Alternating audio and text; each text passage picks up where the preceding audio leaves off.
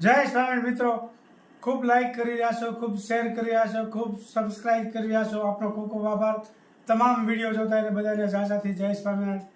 મિત્રો, હમણાં રાજકોટમાં ગેમ ઝોનમાં દુર્ઘટના બની કે નાની ઉંમરવાળા મૃત્યુ પામ્યા. એ બધાને હું ભાવપૂર્વક શ્રદ્ધાંજલિ આપું છું. ભગવાન એના સદાયને માટે એના ચરણોમાં રાખે. પણ મિત્રો, ખાસ એ કહેવાનું એ છે કે આવી દુર્ઘટનાઓ મોટી મોટી બને છે કે 4 વર્ષ પહેલા સુરતમાં બન્યું હતું. નિશાળમાં છોકરીઓ સબસ્ટેશન બળ્યું અને આગ લાગી અને ઘણી છોકરીઓ આમાં બળી ગયું. ત્યાર પછી અમુક કીધા હતા કે હવે ક્યારેય આવી દુર્ઘટના બનશે નહીં, અમે ધ્યાન રાખશું. ત્યારે એવું બધું કર્યું. 1 મહિનો બધી ચકડોળ આવ્યો, તે પછીનું બધું ભૂલાઈ ગયું. ત્યાર પછી ઓલો પુલ તૂટ્યો અને કેટલાય માણસો એમાંય મૃત્યુ પામ્યા. પછી ત્યારે એમ કહેતા હતા કે હવે ધ્યાન રાખશું, હવે આવું કંઈ નહીં બને. આ પાછું રાજકોટમાં બન્યું. એટલે આવા ખોટા વાયદા મારે છે. ક્યાંય આગ ઠારવાના ક્યાંય સાધનો છે નહીં. હાવ નાટક. હજી આવી પ્રાઇવેટ કંપનીઓ કેટલી હજી આગ ઠારવાના સાધનો નથી, એવું છે. અને નિર્દોષ લોકોના જીવ જાય છે. અને નાની ઉંમરવાળા મૃત્યુ પામ્યા. હજી એને જીવનનો કોડ હતો, એને ક્યાંક જિંદગીમાં જીવીને ક્યાંક આગળ વધવું હતું. અને એકના એક દીકરા હોય એવા ભણી ગણીને હોશિયાર હતા એવા લોકો મૃત્યુ પામ્યા, જેની પાછળ કોઈ રહ્યું નથી. આ કેટલી મોટી દુર્ઘટના બની. છતાંય હવે એમાં શું કરે કે મૃત્યુ પામે એટલે કે 4 લાખ રૂપિયા દઈને છૂટા. ઓલાને કરે ને ઓલાને કરે. ઓલાને વાંક કાઢે કે હું ત્યાં નહોતો ને આમ હતું ને તેમ હતું. ઓલાને વાંક કાઢે અને 2-3 મહિના થાય એટલે ભૂલાઈ જાય.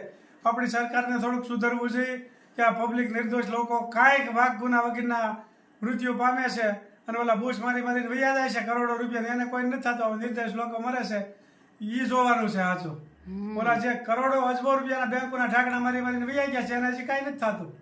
એટલે સરકારનો હાથ જ આ બોધો ગણાય. જય વધારે બોધો. હા, જય. Hello friends, good morning. મસ્ત મજાની સવાર થઈ ગઈ છે. આજનો વ્લોગ હું સરસઈથી સ્ટાર્ટ કરી રહી છું. તો આરું બહુ ક્યુટ લાગે છે ને તું તો. માયલા દીદી શું કરે તને? हाँ दीदी मुझे स्कूल जाना है. अच्छा, किसको? मुझे. तुझे स्कूल जाना है, इसलिए तैयार कर रहे हैं. अच्छा इसलिए 2 चोटी बना रही. टीचर ने बोला है. उसने बोला. क्या बोला है? टीचर ने बोला है आज चोटी बना के आना है स्कूल में. ठीक. डब्बा भी तैयार नहीं हुआ है. क्या लेके जाना है डिब्बे में? केक बड़ी. कैडबरी. ओके. आरू तू क्या लेके जाएगी? हाँ थोड़ा आगे बढ़वा जावा. हाँ. વાહ વાહ. કૃષ્ણ જય સ્વામિનારાયણ. આજ તો મેનુ સાદું છે. શું બનાવવાનું છે? આજ પાલકની ભાજી, ખીચડી અને બાજરાના રોટલા અને ચીપડાનું સલાડ. ગામડે ચીપડા સરસ આવે ને એના માટે તેલ આવી ગયું, રાઈ, જીરું અને હિંગ નાખી વઘાર કરવાનો છે ભાજીનો. પાલકની ભાજી. પાલકની ભાજી હેલ્ધી ખાના છે. હા.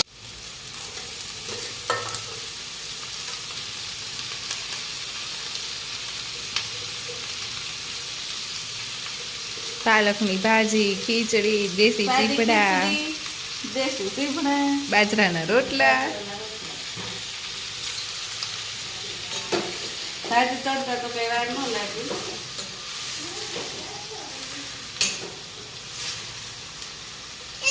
મસાલા કરવાના છે. મસાલામાં મીઠું થોડુંક જ નાખવાનું. તો ખાલી પાલકની ભાજી. પાલકમાં હોય ને તો બેટા મારી માલા પણ આવી ગઈ છે. શું કરવા આવી બેટા?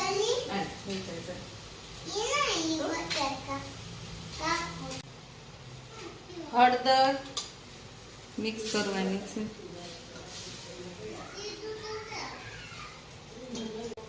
મતલબ અડધી તરી જાય ને ટમેટું ઉમેરવાનું છે.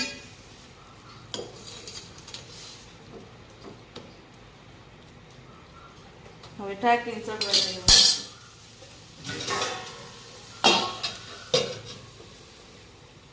અને બાજુમાં ખીચડી. એના માટે પાણી ગરમ મૂકવું, આંધણ, એમાં મીઠું, ખીચડી, મગની દાળ અને ચોખા. ભાજી તૈયાર થઈ ગઈ છે. આપણા ઘરમાં બધાને થોડીક રસ્તાવાળી પસંદ છે અને આ બાજુ ખીચડી મુકાઈ ગઈ છે. થોડીક વારમાં બાજરાના રોટલા બનાવશું. लाइक करो, शेयर करना, मेरी दादा के चैनल को सब्सक्राइब करो एंड कमेंट करो. તો બાજરાનો રોટલો બની રહ્યો છે. મસળવાનો તો લોટ. જેમ વધારે મસળી એમ રોટલો મસ્ત થાય.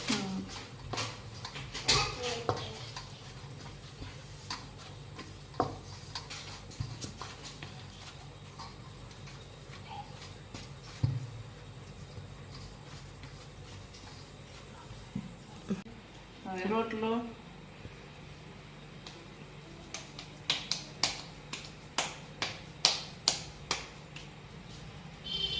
અહીંયા તાવડી ગરમ થઈ ગઈ. અહીંયા દીદી રોટલો બનાવે.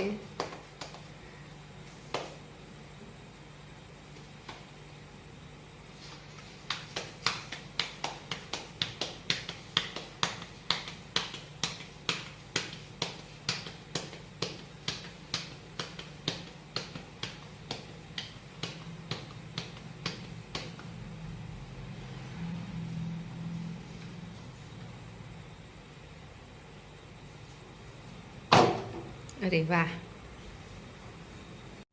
એક રોટલો બની ગયો.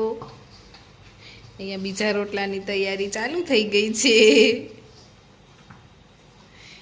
એ કમેન્ટ હતી તુલસી કે તુલસી બે આ મતલબ બાબો નાનો છે ને તોય તને બહુ હેલ્પ કરે.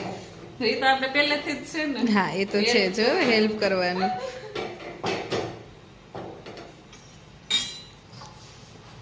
ભાજી સાથે આમે રોટલા જ મજા આવે ને.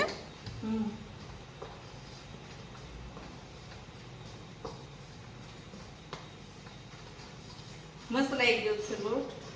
હવે પાછું પીસવાનું છે. દીદી કેવા રોટલા બનાવે છે બધા કોમેન્ટ કરજો. રોટલો તૈયાર થઈ ગયો છે, મસ્ત ફૂલો. હમ અને હવે એના ઉપર માખણ લગાવું છું. બાજરાના રોટલા ઉપર માખણ લગાવીને બહુ મસ્ત ટેસ્ટ આવે. બસ માખણ એ મમ્મીને તો હા, ટેસ્ટ દોવા દે એટલે ટેસ્ટ સ્મેલ બધું બહુ મસ્ત આવે.